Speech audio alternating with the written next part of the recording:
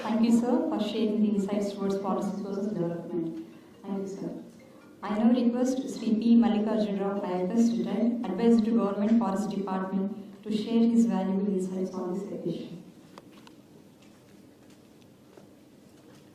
గౌరవనీయులైన ఉప ముఖ్యమంత్రి గారికి, ఇతర పెద్దలకు, స్టేజ్ మీద ఉన్న ఇతర డిగ్నిటరీస్కు, ఇక్కడ పార్టిసిపేట్ చేస్తున్న అందరికీ నా హృదయపూర్వక నమస్కారాలు.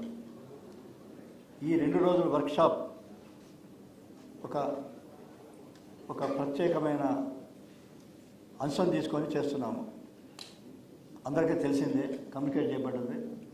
ముఖ్యంగా ఉప ముఖ్యమంత్రి గారి సూచనల మేరకు మన డిపార్ట్మెంట్లో చాలా మార్పులు తీసుకురాకపోతున్నాం. కొత్త కార్యక్రమాలు చేపట్టాలి. ఇంతకుముందు వక్తలు చెప్పారు. కొత్త కార్యక్రమాలు ఏంటంటే, మనం ఎకో టూరిజాన్ని బాగా చేయాలి. 50% గ్రీనింగ్ని దాన్ని సంపూర్ణంగా మనం నిర్వర్తించాలి.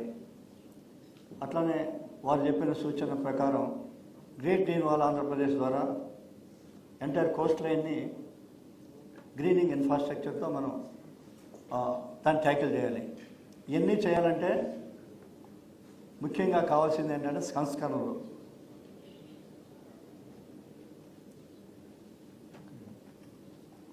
ఇది డిప్యూటీ సీఎం గారు వినాలి సార్. ఈ వర్క్షాప్ దేనికి పెట్టామంటే, మెయిన్గా మీ సూచనల మేరకు కార్యక్రమాలు సజావుగా నడవడానికి సంస్కరణలు జరపాలి, కొన్ని రిఫార్మ్స్ తీసుకురావాలి, కొంత రీఆర్గనైజేషన్ చేయాలా అనే ఉద్దేశంతో ఈ వర్క్షాప్ చేయటం జరిగింది. ఫస్ట్ మనం 50% గ్రీనింగ్ చేయాలంటే ఇప్పుడున్న వ్యవస్థ సరిపోతుందా, మనం పునర్వ్యవస్థీకరణ అవసరమని అందరూ భావిస్తున్నారు. దాని గురించి ఈరోజు చర్చ ఉంటుంది. ఒక dedicated organisation for social forestry without additional manpower మనం ఏ విధంగా వివిధ అంశాలు మనం లివరేజ్ చేసి మనం ముందుకెళ్ళవచ్చు అనే దాని మీద చర్చ ఉంటుంది. అట్లానే మ్యాన్ యానిమల్ కాన్ఫ్లిక్ట్ అనేది రోజు రోజుకు పెరుగుతుంది. దాన్ని పకడ్బందీగా మనం పరిష్కరించడం కోసము ఒక సిస్టమ్, హనుమాన్ అనే సిస్టంతో ఎలిఫెంట్స్ ప్రాబ్లం కానీ, ప్యాంథర్ ప్రాబ్లం కానీ, డిఫరెంట్ ప్లేస్లో ఉన్న ప్రాబ్లమ్స్ అన్నింటినీ కూడా పరిష్కరించడానికి అదొక సిస్టమ్. దాని గురించి కూడా మనం చర్చిస్తాం. అట్లే గ్రేట్ గ్రీన్ వాల్ మిషన్ అనేది ఒక గొప్ప కార్యక్రమాన్ని ఉప ముఖ్యమంత్రి గారు దాన్ని ఆలోచన చేశారు. దాన్ని పకడ్బందీగా అమలు చేయడానికి మిషన్ ఎట్లా ఉండాలి, దాని మీద శాంతిప్రియ పాండే గారు మాట్లాడతారు. దాని మీద చర్చ జరుగుతుంది. అట్లా డిపార్ట్మెంట్లో కొత్త ఆలోచనలు కావాలి. ప్రొటెక్షన్ బాగా పెరగాలంటే మనం నేను జాయిన్ అయినప్పుడు సిస్టమ్ వేరు, ఇప్పుడు వేరుంది సార్. డిప్యూటీ సీఎం గారికి దృష్టిలో పెట్టాలంటే, అప్పుడు మేము జాయిన్ అయినప్పుడు పద్ధతులు వేరుగా ఉన్నాయి. అప్పుడు ఏంటంటే డిపోస్ ఉండే, టెంబర్ డిపోసు, లేకపోతే ప్రొటెక్షన్కి ఎక్కువ ప్రాధాన్యత, ప్లాంటేషన్స్ ఉండే. ఈ రోజున అది కాదు. మనం చేయాల్సింది ఇప్పుడు ఎకో టూరిజం లేనే లేదు. అప్పుడు ఈ రోజున మన స్టేట్లో సుమారు 100 ఎకో టూరిజం సెంటర్స్ ఉన్నాయి. 62 నగరవనాలు, 36 దాకా ఎకో టూరిజం యాక్టివిటీస్ ఉన్నాయి. మళ్ళీ కొత్తగా 12 నగరవనాలు శాంక్షన్ అయినాయి. మోర్ దాన్ 100 ఉన్నాయి. దీన్ని సక్రమంగా నడపాలంటే ఒక వ్యవస్థ ఉండాలి, ఒక సొసైటీ ఏర్పాటు కావాలి. దానికోసం మన ఈ రోజున చర్చ జరుగుతుంది. ఎకో టూరిజం నడపడం కోసం ఎలాంటి వర్టికల్ మనం తయారు చేసుకోవాలి. ఇలాంటి అనేక అంశాలపై మన డిప్యూటీ సీఎం గారు ఇంకో విషయం చెప్పారు. మనం ఎంతోమంది కొండపల్లి, ఏటుకొప్పాక వాళ్ళకి బొమ్మలు తయారు చేసే వాళ్ళకి మనం వుడ్ సప్లై చేయలేకపోతున్నాం. ఇన్నేళ్ళకి మనం దేశం మొత్తం కూడా చరిత్ర అంతా చూస్తే ఇన్నేళ్ళ ఫారెస్ట్ డిపార్ట్మెంట్లో కూడా ఒక సిస్టమేటిక్ పద్ధతిలో ఏ ఫారెస్ట్ డిపార్ట్మెంట్ కూడా ఈ సంప్రదాయక వృత్తి కళాకారులకి వుడ్ సప్లై చేసే సిస్టమ్ లేదు. దాన్ని మనం చేయబోతున్నాం సార్.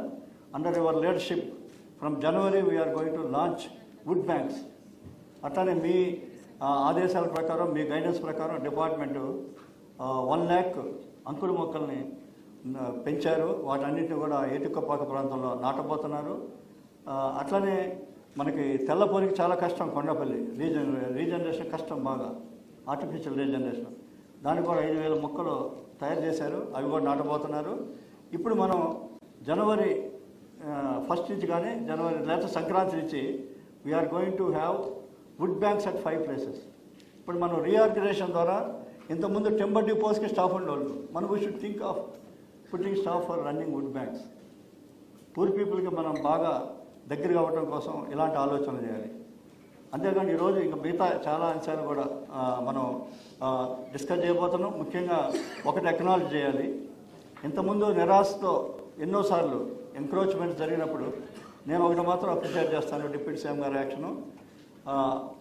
మన వెంకటగిరి ప్రాంతంలో ఒక ఎంకరేజ్మెంట్ జరుగుతుంటే వారి ప్రోత్సాహం వలన, వారి సపోర్ట్ వలన దాన్ని పూర్తిగా ఆపగలిగి అక్కడ ప్లాంటేషన్ చేపట్టగలిగాము.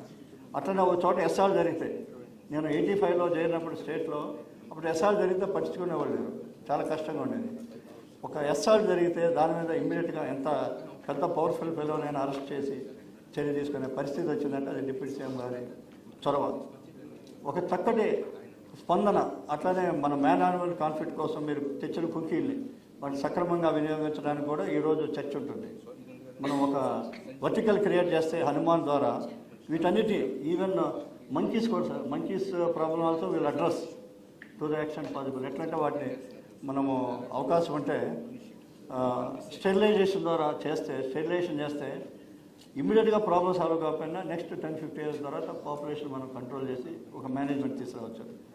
మనం ఈ విధంగా ఈ ఫారెస్ట్ డిపార్ట్మెంట్ని రీఆర్గనైజేషన్స్, రిఫార్మ్స్ ద్వారా, ఎడిషనల్ ఎక్స్పెండిచర్ ఏమక్కర్లేదు, రిఫార్మ్స్ ద్వారా మనం ఒక కొత్త రూపాన్ని తీసుకొని రాబోయే తరాల కోసం ఈ అడవులు కాపాడటము, అట్లనే ప్రజలకి మేలు కోసం మనం పనిచేయాలి.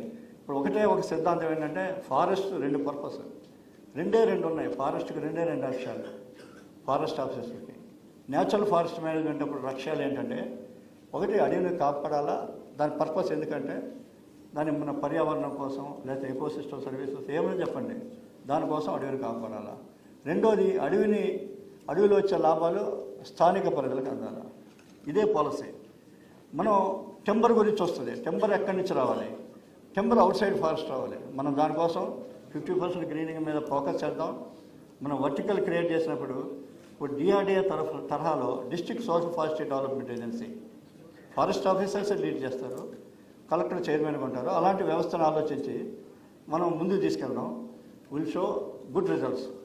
మనం ఒట్టిగా పేపర్ మీద మేము 50% చేస్తామని రీఆర్గనైజ్ చేయకుండా ముందుకెళ్తే మాత్రం రిజల్ట్స్ రావు. మనం అందుకనే మనకు కావాల్సింది ఏంటంటే మార్పు రావాలి, సంస్కరణలు కావాలి, రీఆర్గనైజ్ జరగాలి. అప్పుడే మనం ముందుకు వెళ్తాం. కాబట్టి ఈ రోజు చర్చ పూర్తిగా దాని మీద ఉంటుంది. తప్పకుండా మీ ఆశయాల ప్రకారం ఈ డిపార్ట్మెంట్ ముందుకు తీసుకెళ్ళి will show very good results. And thank you very much. Thank you, sir.